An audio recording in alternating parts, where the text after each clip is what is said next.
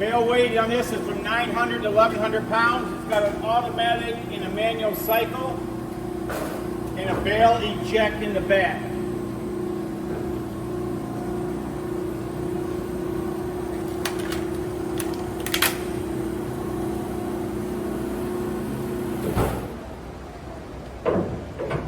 It's a manual door.